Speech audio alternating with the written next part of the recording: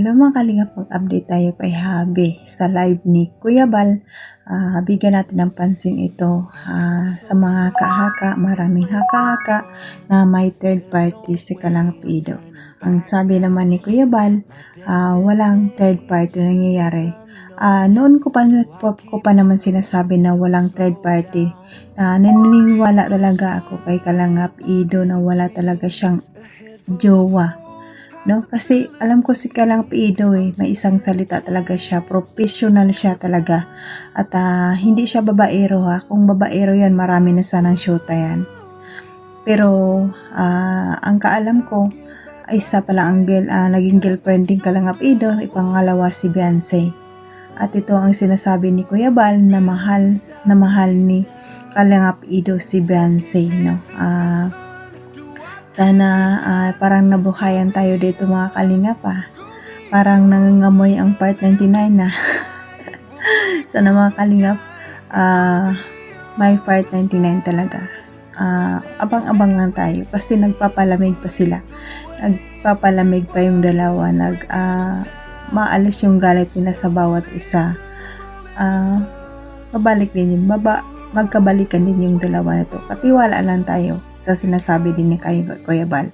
Kaya bago tayo mag-umpisa, i-shoutout natin ang ama ng Kalingap, Bal Santos Matubang, Ate Edna Vlog, Kalingap Rab, Kalingap Ido.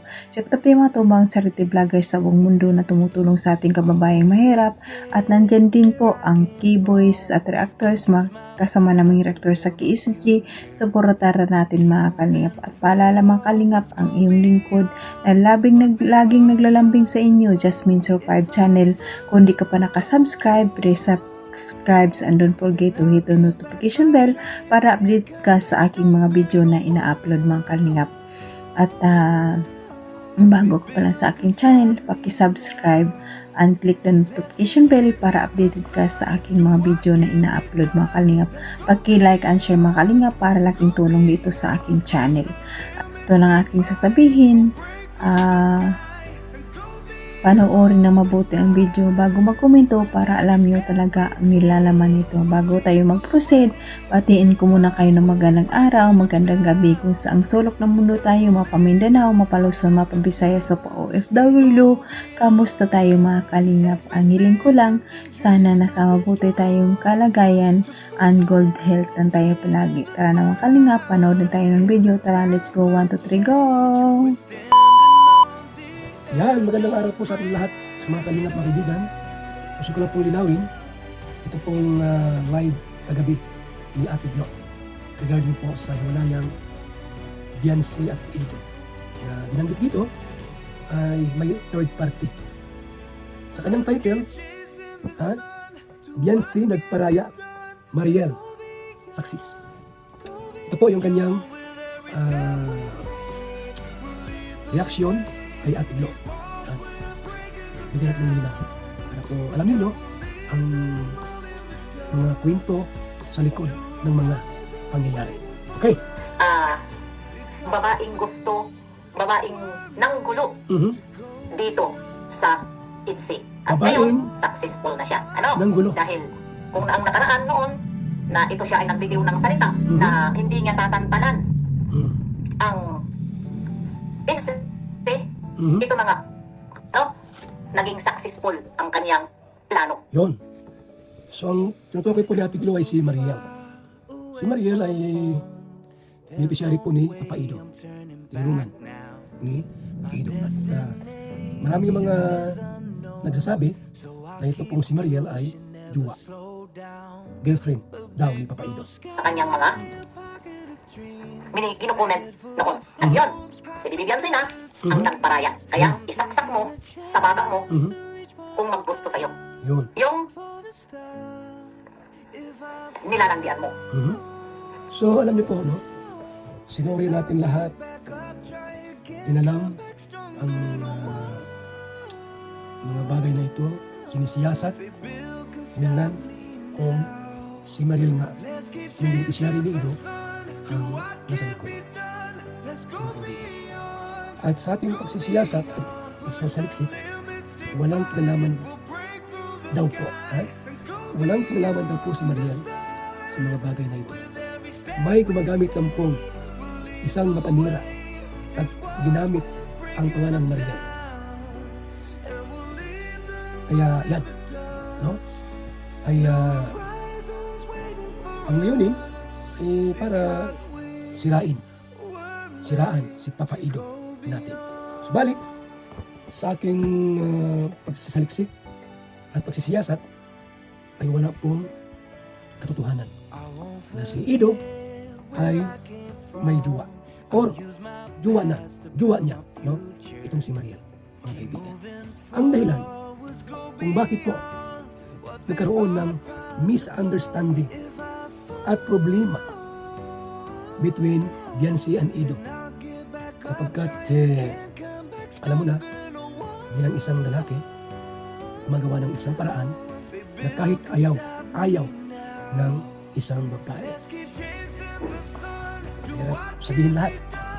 Subalit, mga kaibigan, dumating po sa punto na para bagang natutokso itong si Papa Ido sa kanyang minamahal na si Biancy. Nagnakaw ng nagnakaw mo gamit. Ang nakaw mo ay gamit. Ang nakaw mo ay pera. Sa isang babae ay magkasama ko ay pwede mo ano yun. Sige, okay lang yan. Pera lang yan. Pero ang halik po ang nakaw. Hindi na paalam. Ano naman, si Biancy po ay dalagang Pilipina. Hindi pa po yan nakahalikan. So, nagsumbong doon sa mama. Ma, nalikan ako ng Papa Ido. Akala ko mama, love team lang. Yun! So, ang ginawa natin ay inayos. Sabi ko kay Papa Ido, kung talagang love na love si Biancy, formal mo igawan. Sa bahay. Sa bahay nila. Puntahan mo at igawan ng formal. Ano? Kasi kung alam niyo po ang itong si Papa Ido po at si Biancy ay may tinatawag ng mutual understanding. Sapagkat sa loob ng halos 2 taon nilang magkasama ay nagpalagayan po ng loob. Parang ganon. Naging magaan ang loob nila sa isa't isa. Subalit, kahit ganon, bilang babae at dalagang Pilipina, pangit naman yung magnanakaw ka ng halik. Kaya yun ang nagiging simula. So muli po, walang third party. Walang third party po, mga kaibigan. So, inayos natin lahat ito.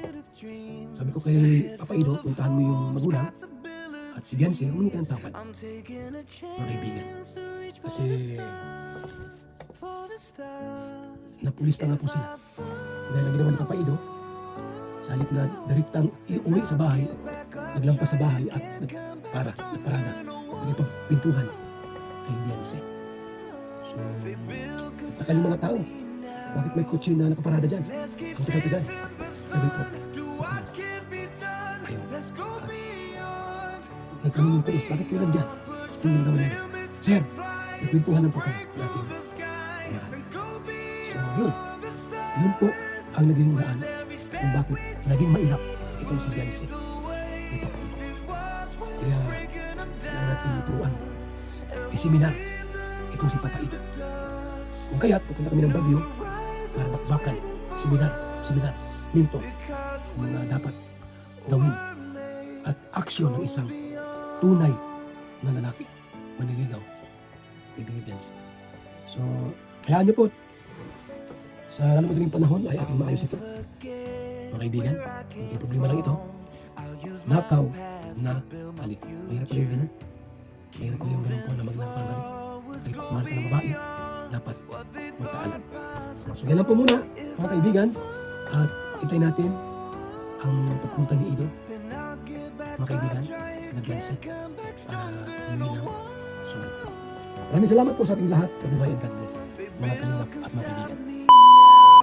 So, napanood ko naman ng video, diba? Klarong-klaro ang sabi ni Kuya Bal, walang third party na nangyari. kasi kinausap niya si Papa Ace kung mayroon talagang third party in the journey talaga. Sabi niya wala, diba? Nakakatuwa. Parang nangyayamang ang title ng mga kanila. Excite. Sana nga. Magdasalan tayo mga kanila. Hindi tayo magwala ng pag-asa. Dasal lang ang kailangan na magkabalikan silang dalawa. Talagang nakikita naman natin talaga na mahal nila ang isa't isa. Mahal niya ka ng Apido, mahal siya ka ng Beyonce. At si Beyonce ganun din. Kaya walang hadlang ang pagmamahal nila. Basta tampuhan lang, mutual understanding lang yung dalawa lang siguro. Kaya hindi natin stop basing. Iwasan natin magbas kasi guys, ang binabasyo ay hindi naman totoo ang issue. Kami kahit tagal na namin supporters ni Kalangap Ido mula pa sa umpisa, supporters na kami ni Kalangap Ido, kaya alam namin ang totoo sa kanya kasi professional siya talaga, hindi siya marunong mayabang na tao. Tapos, kung ano yung sinasabi niya talagang totoo yun. Walang third party na nangyari. Wala siyang girlfriend na iba. Sinisiraan lang siya talaga. Marami talagang paninira na tao. No, aywan ko kung ano makukuha nila sa tao. Sinisiraan nila. Gumagawa sila ng paraan para masira si Kalangap Ido. Katulad yan. Sabi ni Kuya Bal, mayroon daw isang grupo na classmate pa ni Beyonce ang nagsira sa kanya. No? Sana bigyan ng chance ni Beyonce si Kalangap Ido, alamin kung ano talaga ang totoo bago magdesisyon kasi kawawa naman kasi totoo sila nagmamahalan kasi siguro ang ewan ko kung magkano ang bayad sa kanya, no? Pero sabi ni Kuya Bal masusunod naman, kaya antay-antay na tayo ng kanya. Siguro nahiyaan talaga si Kalangap Ido magpunta doon sa kanila. Sana matuloy ang pag-invite ni Kuya Bal at sasama si Kalangap Ido sa Sunday magkating ribbon sa kwarto ni Beyonce. Napakaganda, easy pa naman ang pintura. Naku, nakakakilig mga Kalingap.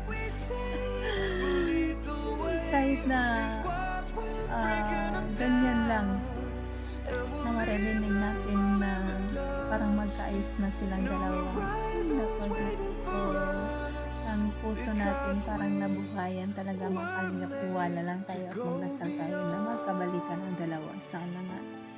Ngayon pa lang yan kasi galit pa sa isa't isa. Pero lipas din yan.